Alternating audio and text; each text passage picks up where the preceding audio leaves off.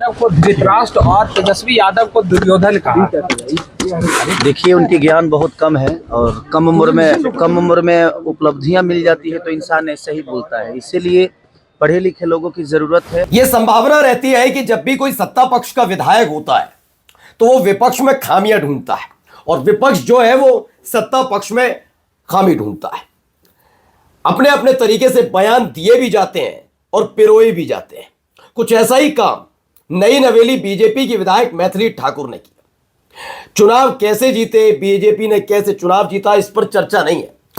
दरअसल मैथिली ठाकुर के उस बयान जिसमें उन्होंने हस्तिनापुर, महाभारत, दुर्योधन, धृतराष्ट्र सबका जिक्र कर दिया था और पूरी तरीके से यह बताने के लिए अग्रसर नजर आ रही थी कि नीतीश कुमार की सरकार में देखिए बिहार में बहार है। मुझे दिक्कत नहीं है इस बात से और किसी को होनी भी नहीं चाहिए, लेकिन जब आप एक विधायक के इस बयान पर तालियां पीटे, अगर आप ये कहें कि क्या शानदार बयान दिया है, तो सबसे पहले उस नई नवेली और खासकर महिला विधायक होने के नाते कुछ चीजें, कुछ सवाल भी जरूरी हो जाते हैं। हाल ही में एक छात्रा के साथ जो हुआ, क्या वो याद नहीं था? क्योंकि उन्होंने अपने उस बयान में जो विधानसभा के अंदर दिया, उसमें उन्होंने खास तौर पर स्कूली बच्चों के साथ साथ सुरक्षा का जिक्र किया और उसी को लेकर लालू प्रसाद यादव के कार्यकाल और तेजस्वी यादव पर तंज कस रही थी। मुजफ्फरपुर वाला कांड मैडम जी भूल गई क्या? दरअसल ये जब हुआ तब तेजस्वी यादव ने उन्हें नैतिकता का पाठ भी पढ़ाया और कुछ याद भी दिलाया। लेकिन अब मैं दिखाने जा रहा हूं कि तेजस्वी के शेर ने कैसे मैथिली ठाकुर की न केवल कुंडली खोली बल्कि जो कुछ कहा है उसे आपको सुनना चाहिए। मैं अब भी कहता हूं कि सत्ता पक्ष विपक्ष पर और विपक्ष सत्ता पक्ष पर आरोप लगाता है और ऐसे में किसी की तारीफ करने की जरूरत नहीं तब तक जब तक आप सत्ता पक्ष में रहकर महिलाओं को सुरक्षित न कर पाए और महिला विधायक गुणगान गाने लगे। नमस्कार, मैं हूं प्रज्वल गौतम और आप देख रहे हैं न्यूज सर्किल। सबसे पहले आपको बता देता हूं उन्होंने क्या कहा। वो मुस्कुरा रही थी, हंस रही थी, मुस्कुरा कर बयान होता है, होना चाहिए। लेकिन जब आप अपनी सरकार की तारीफ करते हैं और दूसरे के कार्यकाल को जंगल राज से लेकर आप महाभारत, दुर्योधन और धृतराष्ट्र तक तब ये सोचकर, ये सोचे बिना भी कि आप जिनके बारे में बोल रही हैं उनका कार्यकाल से लेकर वो जननेता है या नहीं। मैथिली ठाकुर कोई जननेता नहीं है जी, नीतीश कुमार कोई जननेता नहीं है। मैं बहुत जिम्मेदारी के साथ बोल रहा हूं, सम्राट चौधरी जननेता नहीं है। भारतीय जनता पार्टी के कितने ऐसे विधायक हैं जो जननेता हैं, जिन्हें वाकई ऐसा महसूस होता है कि ये मुख्यमंत्री बन पाएंगे। वैसे भी मैथिली ठाकुर ने बोला। अब इसको लेकर तेजस्वी यादव ने विधानसभा में जो कहा वो कहा ही था। अब मोर्चा खोल दिया है तेजस्वी के शेर ने या तेजस्वी के सिपाही ने। क्या किया, जरा पहले सुनते चलिए क्या कह रहे हैं। जरा धृतराष्ट्र और तेजस्वी यादव को दुर्योधन कहा। देखिए, उनकी ज्ञान बहुत कम है और कम उम्र में उपलब्धियां मिल जाती है तो इंसान ऐसे ही बोलता है। इसीलिए पढ़े लिखे लोगों की जरूरत है और जिनको देश दुनिया की जानकारी है उनको एक पद मिलना चाहिए।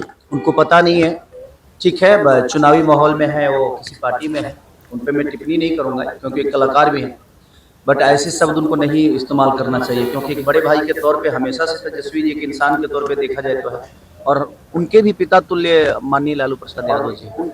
तो ऐसी भाषा का प्रयोग तो उनको बिल्कुल नहीं करना चाहिए। राजनीति में आने का मतलब ये नहीं कि हम इंसानियत खो जाए, संस्कार भूल जाए। राजनीति अच्छी बात है, आपको भलाई के लिए दुनिया ने चुना है तो उस पर आप कार्य करिए। किसी को छोटा बनाने और किसी को गलत बोल देने से हमें नहीं लगता है कि लोगों का उपकार होने वाला है। बिहार की उन्नति हमें नहीं लगता है कि लोगों का उपकार होने वाला है। तो मैथिली ठाकुर का ये ज्ञान बहुत कम है, कम उम्र में उपलब्धियों की उसका जिक्र कर रहे हैं। अब इन सब के बीच लगातार अब वो टारगेट भी इसलिए क्योंकि लगातार जो जिस तरह का उन्होंने बयान दिया वो पहले उनको सोच समझ कर देना चाहिए। मैं खुद भी कहता हूं, आप एक पहले तो आप विधायक हैं और दूसरा ये सबसे महत्वपूर्ण एक कलाकार है, तीसरी बात है कि आप महिला हैं। इन तीनों में से जो महत्वपूर्ण चीज जुड़ी हुई है मैथिली ठाकुर से, वो ना और संवेदनशील बनाती है। पहला ये, जब कलाकार होता है ना, वो कलाकार बहुत संवेदनशील होता है।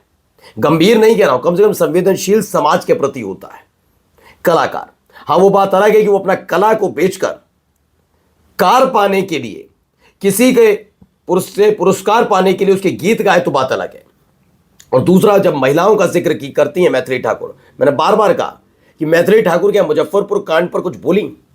वो भी तो नीतीश कुमार के कार्यकाल में हुआ था। उन बच्चियों की आह खराह पहुंच पाई थी मैथिली ठाकुर तक, उनके कानों तक पहुंच पाई थी। आप अपनी सरकार की तारीफ करती हैं तो गलत नहीं है, लेकिन जब आप तारीफ करते करते दूसरे की सरकार के बारे में बोलती हैं तो एक उंगली उठेगी तो तीन आपकी तरफ भी उठेंगी। आपकी सरकार पर तीन नहीं, बहुत उंगलियां उठी हुई हैं आज भी। आइए जरा दूसरी में खबर दिखाता हूं, इसी में क्या कह रहे हैं। मैथिली ठाकुर ने सदन में लालू प्रसाद यादव को धृतराष्ट्र और तेजस्वी यादव को दुर्योधन कहकर संबोधित किया। इस बयान पर प्रतिक्रिया देते हुए खेसारी लाल यादव ने कहा कि उनका ज्ञान बहुत कम है। उन्होंने कहा कि कम उम्र में उपलब्धियां मिल जाने पर व्यक्ति अक्सर इस तरह की बातें करता है, इसलिए राजनीति और समाज में शिक्षित और समझदार लोगों की आवश्यकता है।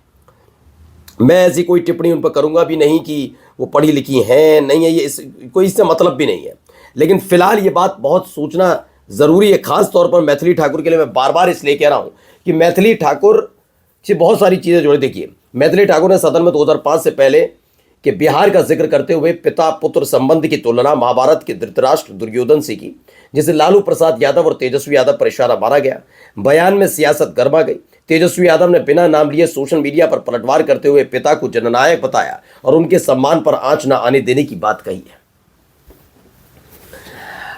मैं बस 2-3 सवाल मेरे भी हैं। 2005 से पहले क्या था? क्योंकि आप बार बार वही कहानी सुनाकर वोट और चीजें नहीं कर सकते। 20 बरस से आपकी सरकार है, मतलब बीजेपी की सरकार है। इस 20 बरस का भी मैं आपसे बही खाता नहीं लूंगा मैथिली जी, लेकिन एक सवाल, 2-3 सवाल मेरे जहन में हैं जो मैं पूछना चाहता हूं। क्या वाकई महिलाएं सुरक्षित हैं बिहार में? सच बताइएगा। आपने कहा पढ़ाई लिखाई वाली बात, मैंने छात्रा का मुद्दा उठा दिया। आप ही की पार्टी के पास इस समय गृह मंत्रालय है, तो कितने गृह मंत्री उच्च श्रेणी के सुरक्षा देने में सही साबित हुए, पता लग गया है देश को भी दुनिया को भी। दूसरा, आपने कहा कि महिलाओं की बच्चियों की बात है ही है, लोग सुरक्षित महसूस करते हैं। आपने कहा कि आप आधी रात को आई, 3 बजे पहुंची घर।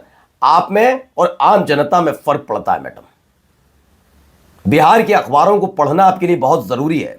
उन अखबारों को पढ़िएगा और फिर चिंता करिएगा कि क्या आम नागरिक उतना सुरक्षित है जितना आपने सदन में खड़े होकर कह दिया कि मैं आ गई थी, आप आई, मोदी जी आए। मैं तो तेजस्वी यादव का भी नाम लेता हूं, मैं लालू प्रसाद यादव का भी नाम लेता हूं, क्योंकि नेताओं के पास सुरक्षा होती है। क्या वो सुरक्षा आम जनता के पास है आम जनता के पास? और उतनी सुरक्षित है जनता?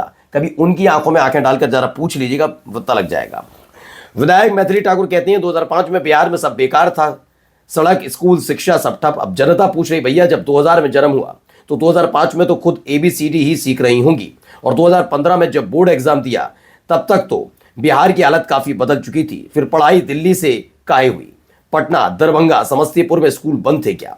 मतलब बात ऐसी है कि जब मंच पर गाना हो तो मिट्टी की खुशबू याद आती है, लेकिन पढ़ाई की बारी आई तो दिल्ली की हवा ज्यादा शुद्ध लगी। जवाब तो देना पड़ेगा दीदी। मैथिली ठाकुर, आपने जो मुद्दा उठाया है वो इसी लिहाज से तो पूछा जाएगा, इसी लिहाज से पूछा जाएगा कि आप ये 2 तरह की जिंदगी कैसे जी लेते हैं। नमस्कार।